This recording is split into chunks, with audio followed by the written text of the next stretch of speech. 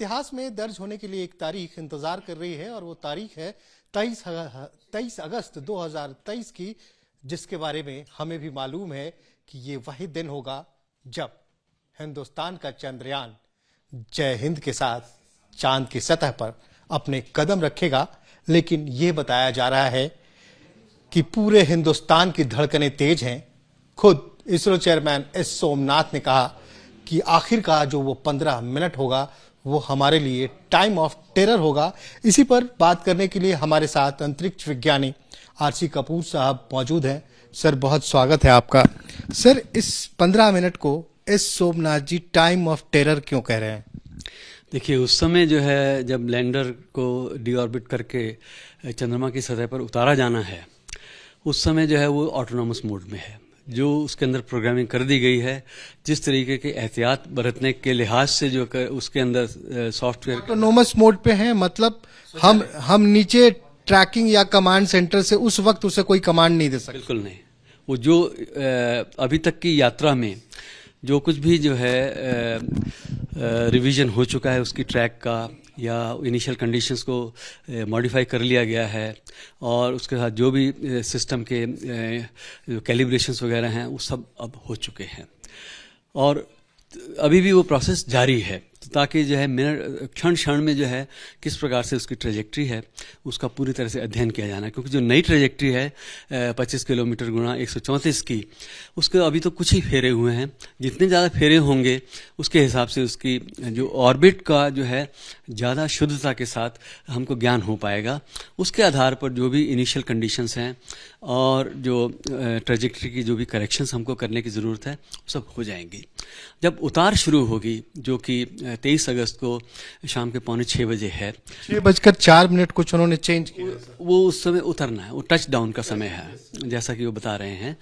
तो उस समय जो है ये पूरी तरह से ऑटोनॉमस मोड में होगा, यानी कि स्वचालित। इसने सिर्फ अपने ही दिमाग का इस्तेमाल करना है, हमारी नहीं सुनेगा। तो उस समय जो है हमें हाथ पर हाथ रख के बैठना है और उन 17 मिनट या 19 मिनट का इंतज़ार करना है कि आखिर में कब जो है वहाँ से जो है एक किस्म से जो हमको शुभ समाचार मिलता है और फिर हम जय हो कह सकते हैं। सर, डी ऑर्बिटिंग के बाद जब पेरिलियन 25 किलोमीटर का होगा, हम फिर से नीचे डिसेंड करेंगे। एस सोमनाथ जी ने कहा था कि this time we are going to use a special technique. वो कौन सी टेक्निक होगी सर? देखिए, एक तो रिडंडेंसी, जैसे वो बताते हैं कि एक सिस्टम काम करता है तो उसको मुख्य रूप से काम करना है, लेकिन अगर वहाँ पर उसके कहीं फेलियर है तो बाईपास जो है हमारे पास उसके लिए मौजूद है। तो उस लिहाज से जो है ना एक्स्ट्रा जो है इंतजाम किए जाते हैं।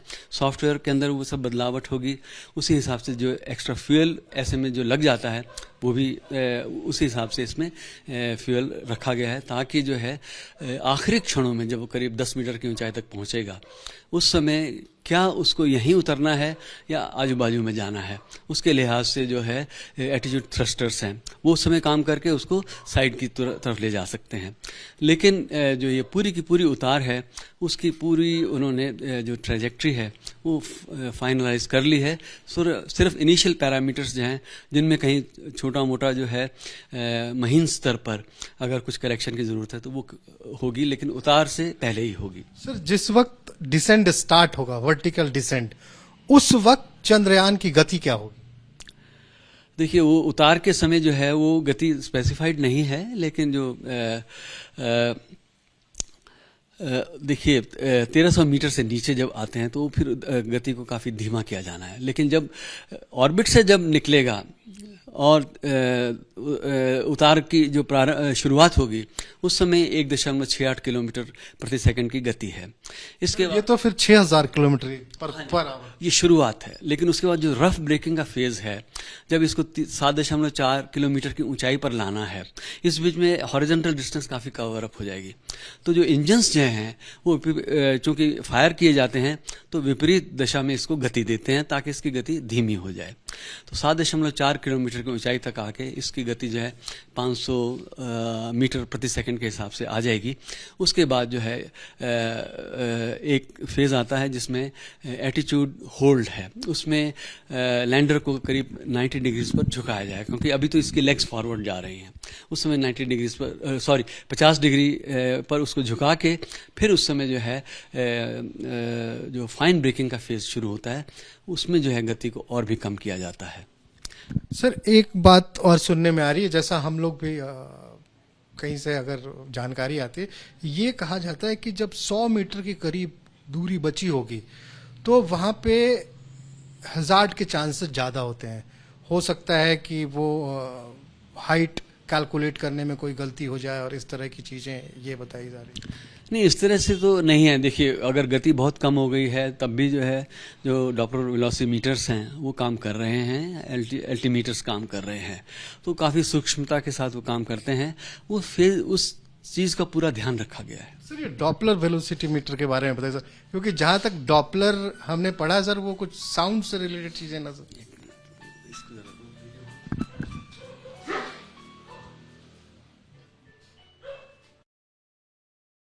ठीक है सर, मैं सर स्टार्ट कर रहा हूँ। हाँ सर, ये डॉपलर वेलोसिटी मीटर की बात हो रही है, ये कैसे काम करता है सर? देखिए, जो डॉपलर इफेक्ट आपने रियल लाइफ में आपने उसके बारे में पढ़ा है कि जैसे आप कहीं रेलवे लाइन के पास में खड़े हैं, दूर से रेलगाड़ी आ रही है तो आपकी तरफ आ रही है, तो इंजन मान लीजिए इंजन से एक वो उसका जो हॉर्न है वो बजाया जाता है। तो जैसे जैसे इंजन आपकी तरफ आ रहा है वो एक किस्म से फ्रीक्वेंसीज जो हैं वो जो उसकी ओरिजिनल फ्रीक्वेंसी से ज़्यादा फ्रीक्वेंसी बढ़ जाती है। ऐसे ही जब आपके पास से इंजन निकल गया तो उस समय जाते जाते फ्रीक्वेंसी घट गई, वेवलेंथ बढ़ गई।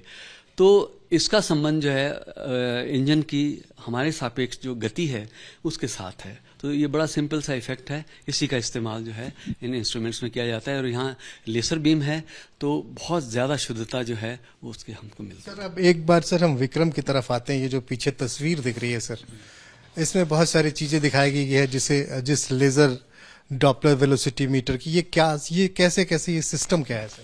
देखिए, ये तो है लैंडर की लेग्स, 3 हैं इस समय, चौथी इस तस्वीर के उस तरफ है।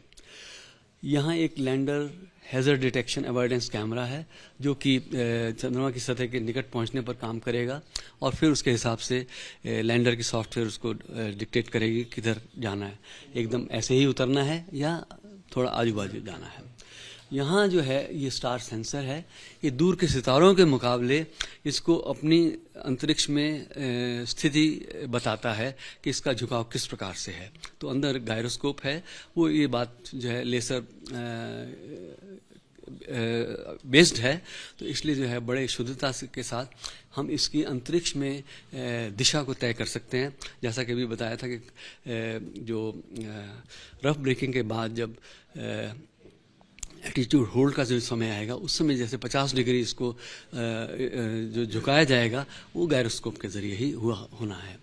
यहाँ जो है आप देखिए कि ये लिखा है 800 Newton throttle label liquid engine, एक ये दिख रहा है, एक ये दिख रहा है, 4 हैं, ये तीसरा है, चौथा एक और भी है। इन्हीं का इस्तेमाल हो के जो ये फायर किए जाएंगे तो इसकी गति को उतार के समय या अपने ऑर्बिट से निकालने के लिए इसका इस्तेमाल होगा, ताकि ये थ्रस्ट देंगे। हाँ, ये थ्रस्ट देंगे, क्योंकि ऑपोजिट साइड में है तो ये एक किस्म से इसमें गिरने की प्रवृत्ति होगी।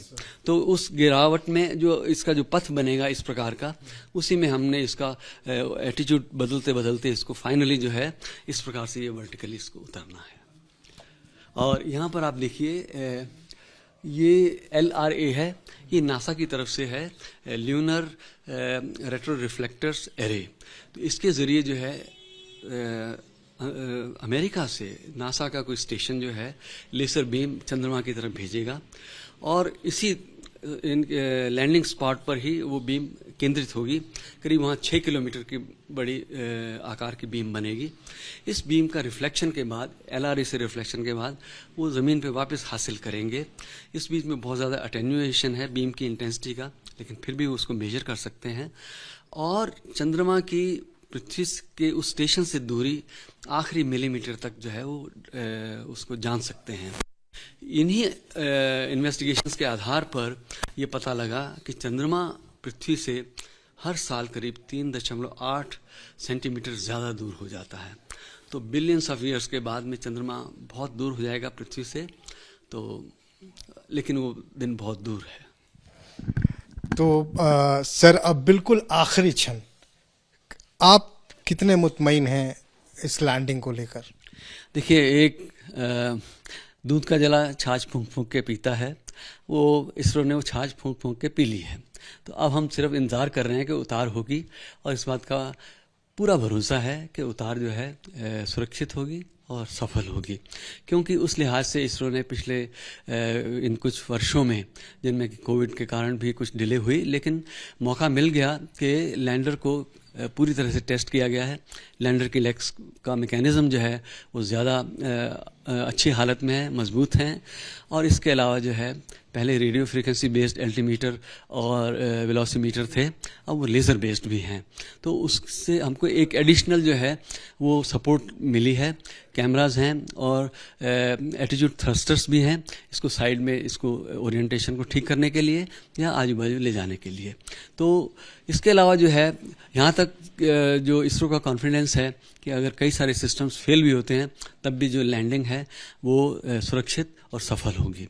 तो देखिए फिर आगे क्या होता है। धन्यवाद सर।